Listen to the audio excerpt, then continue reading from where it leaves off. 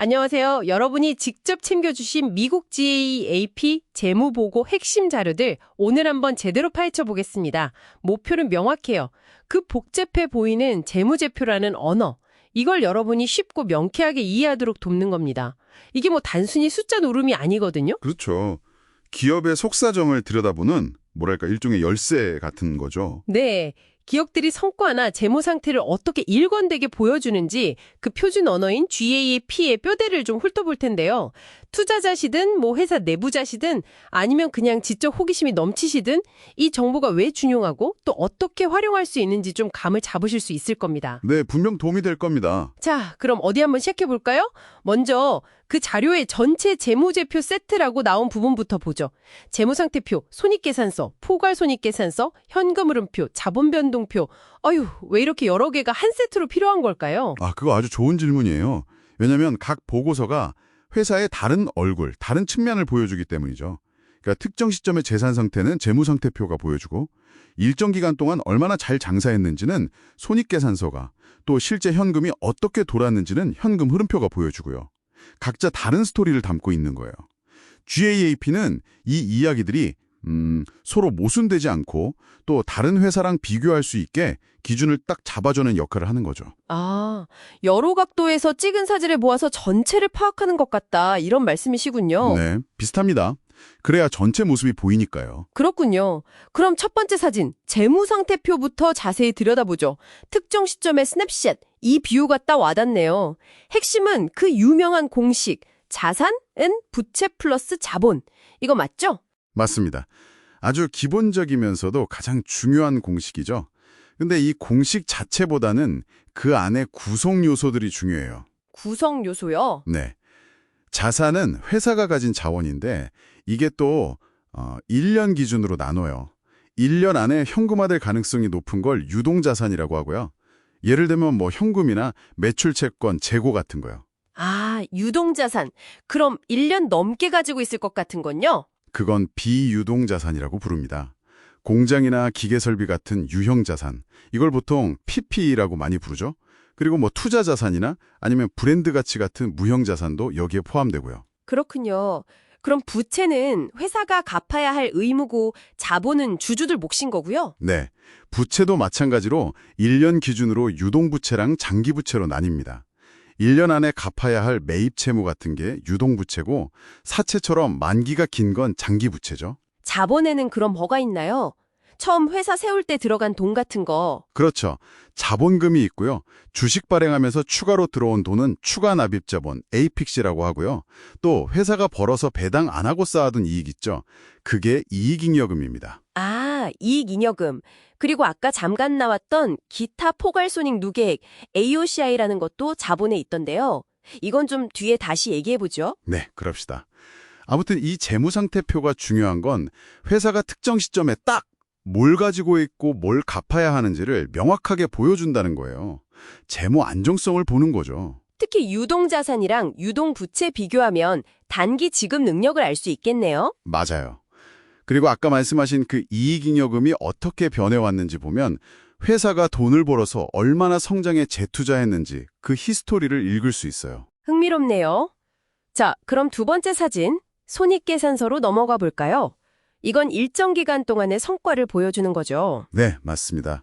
일정 기간 동안 얼마나 벌고 얼마나 썼나, 그래서 이익이 났나 손실이 났나 보여주는 성적표죠. 근데 여기서 재밌는 게 손익계산서 형식이 두 가지가 있다고요. 단일단계랑 다단계 방식. 근데 다단계 방식이 분석에 더 유용하다는데 왜 그런 건가요? 네. 단일 단계는 그냥 모든 수익 다 더하고 모든 비용 다 빼서 순이익 딱 보여주는 아주 심플한 방식이고요. 다단계는 좀 더 자세해요. 예를 들어 매출액에서 매출 원가를 빼서 매출 총이익을 보여주고 거기서 판매비와 관리비를 빼서 영업이익을 보여주고 이런 식으로 단계별로 이익을 계산해요. 단계들로 보니까 뭐가 좋은데요? 회사가 핵심 사업, 그러니까 영업활동에서 얼마나 효율적으로 이익을 내고 있는지 그 과정을 볼 수 있다는 거죠. 매출총이익률 보면 제품 자체의 수익성을, 영업이익률 보면 이제 마케팅이나 관리까지 포함한 주력 사업의 효율성을 알 수 있으니까요. 그렇군요. 그냥 최종 숫자만 보는 것보다 훨씬 많은 정보가 있네요. 그렇죠. 분석가들은 그래서 다단계 방식을 훨씬 선호하죠. 그리고 손익계산서에서 수익이랑 이익, 또 비용이랑 손실을 구분하는 것도 중요하다고 나와 있어요.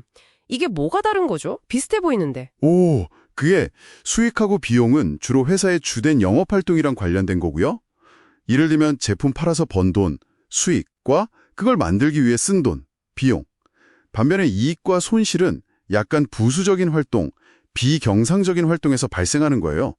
예를 들어 안 쓰던 건물 팔아서 남긴 차익, 이익, 나 갑자기 재해가 나서 입은 손실 같은 거예요. 아, 영업활동이냐 아니냐로 구분하는 거군요. 네. 그리고 중단 사업 손익을 따로 표시하는 것도 중요한데요. 이건 회사가 주요 사업 부문을 접거나 팔았을 때 그 부분에서 난 손익은 별도로 딱 보여주는 거예요. 왜 그렇게 하죠? 그래야 계속 유지되는 사업의 진짜 실적, 그러니까 지속 가능한 성과가 얼마인지를 명확하게 파악할 수 있으니까요. 일시적인 요인을 분리해서 보는 거죠. 알겠습니다. 영업활동과 비영업활동, 그리고 일시적인 것과 계속적인 것을 구분해야 이익의 질을 제대로 평가할 수 있다, 이 말씀이시군요. 정확합니다. 일회성 이익으로 숫자가 좋아 보여도 그게 계속될 수 없다면 사실 큰 의미가 없을 수도 있으니까요. 자, 근데 아까 재무상태표 자본 항목에서 나왔던 그 AOCI랑 연결되는 개념 같은데요. 포괄손익이라는 게 있어요. 포괄손익 이퀄 당기순이익 플러스 기타 포괄손익 OCI. OCI, 이게 대체 뭔가요? 왜 순이익이랑 따로 구분해서 더하는 거죠? 네, OCI, Other Comprehensive Income. 이게 조금 헷갈릴 수 있는데요. 이건 아직 실현되지 않았지만 그래도 회사의 순자산 가치에는 영향을 미치는 그런 항목들을 모아놓은 거예요. 실현되지 않았는데 영향을 미친다. 예를 들면요? 예를 들어 회사가 투자 목적으로 가지고 있는 특정 금융자산, 주식이나 채권 같은 거요. 이걸 아직 팔지는 않았지만 가격이 오르거나 내릴 수 있잖아요. 그렇죠. 평가 이익이나 손실이 발생하죠. 네, 바로 그런 미실현 평가 손익 같은 것들이 OCI의 대표적인 예입니다. 당장 팔아서 현금화한 게 아니니까 단기순이익엔 안 넣어요. 변동성도 크고요. 하지만 그렇다고 이걸 아예 무시할 수는 없잖아요. 회사의 경제적 가치는 변한 거니까요. 그래서 이걸 단기순이익과는 별도로 OCI라는 항목으로 잡아서 포괄손익이라는 더 넓은 개념의 이익에 포함시키는 겁니다. 아, 그러니까 단기순이익은 실현된 이익 중심이고 포괄손익은 미실현, 가치 변동까지 포함해서 좀 더 넓게 본 회사의 총성과다. 이렇게 이해하면 될까요? 네, 아주 정확하게 이해하셨습니다. 그리고 아까 재무상태표 자본 항목에 있던 AOCI는 바로 이 OCI 항목들이 매년 쌓여서 누적된 잔액을 보여주는 거고요. 아하, 이제야 좀 연결이 되네요. 그 퍼즐 조각들이 맞춰지는 느낌입니다. 네, 이게 다 유기적으로 연결되어 있어요. 좋습니다. 그럼 나머지 재무제표 두 가지, 현금 흐름표랑 자본 변동표는 어떤 역할을 하는지 빠르게 한번 짚어주시죠. 네, 현금 흐름표는 이름 그대로예요. 실제 현금이 일정 기간 동안 어디서 들어오고 어디로 나갔는지를 보여주는 표입니다. 이게 왜 중요하냐면요. 회사가 손익계산서 상으로는 이익을 내도 실제 현금이 없으면 문제가 생길 수 있거든요. 아, 그 흑자 도산이라는 게 그런 경우죠. 맞습니다.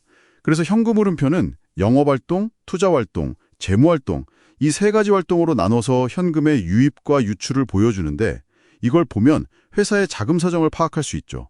생존과 직결되는 정보입니다. 그럼 자본 변동표는요? 이건 재무상태표의 자본 항목이 기초 시점부터 기말 시점까지 어떻게 변했는지를 아주 상세하게 보여주는 표예요.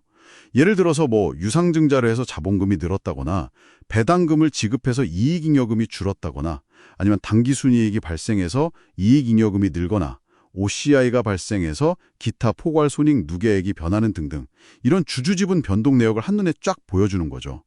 소유주 지분이 어떻게 변했는지 추적할 때 아주 유용합니다. 자, 오늘 정말 많은 내용을 다뤘네요. 숨가쁘게 달려왔습니다. 요약하자면 갭이라는 어떤 틀 안에서 재무상태표, 손익계산서, 포괄손익계산서, 현금흐름표, 자본 변동표 이 5가지 보고서가 각기 다른 관점에서 기업의 재무상태와 성과를 투명하게 그리고 비교 가능하게 보여주는 거군요. 네, 맞습니다. 각각의 퍼즐 조각들이 모여서 기업이라는 전체 그림을 완성하는 거죠. 오늘 저희가 각 보고서의 핵심 요소들과 그게 어떤 의미를 가지는지, 왜 중요한지를 짚어봤는데요. 여러분이 앞으로 기업을 이해하는데 조금이나마 도움이 되었기를 바랍니다. 네. 마지막으로 여러분께 생각해볼 질문 하나 던지면서 마무리할까 하는데요. 오, 질문요. 네.